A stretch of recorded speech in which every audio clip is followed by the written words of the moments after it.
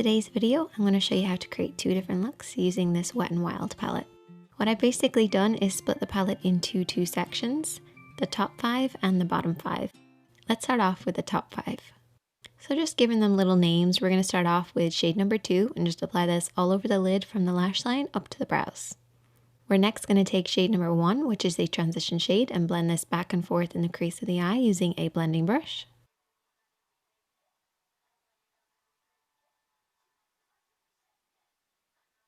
Moving on next, we're going to apply shade number 3, which is a beautiful orangey shade. We're going to apply this all over the lid using a slightly smaller brush this time.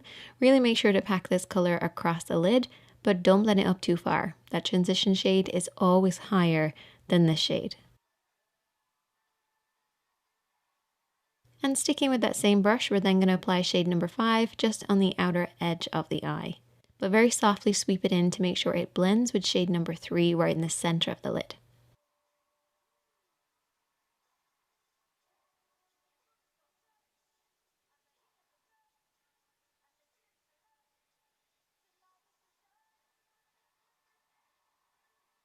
Then taking shade number 4, which is our shimmer, we're just going to tap this over everything that we've applied.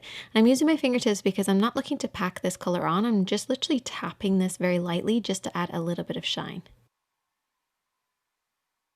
I've also applied a little bit of shade number 3 just underneath the eye as well. And it's kind of like a warm, smoky eye with a little bit of shimmer.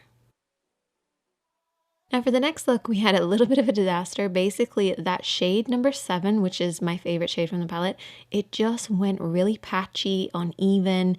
The more I blended it, the worse it got. I tried everything, and in the end, I actually had to start again, which has never really happened when I've created these looks before. Also, it did stain my lids, which I just want to point out, it's very common with this particular shade. So just make sure, if you have a problem with that, to pack on a lot of primer, and this will protect your lids slightly. Anyway, let's start this look off again and do it correctly. I started off with shade number 10 and just apply this back and forth in the crease of the eye. This is our transition shade.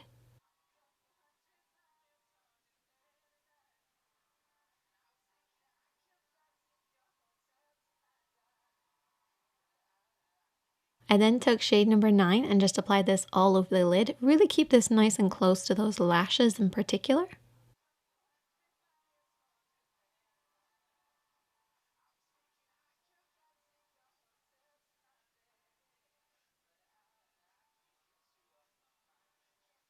And then over the top of that, I took shade number 8. And this is a beautiful kind of shimmer. It's very close to shade number 9. It's just got like a shimmery, more purpley effect. And then I went in with shade number 7 and applied that over the top of shade number 8 and 9, which did slightly change it. What I would actually say to do is just keep applying it to kind of build it up over time.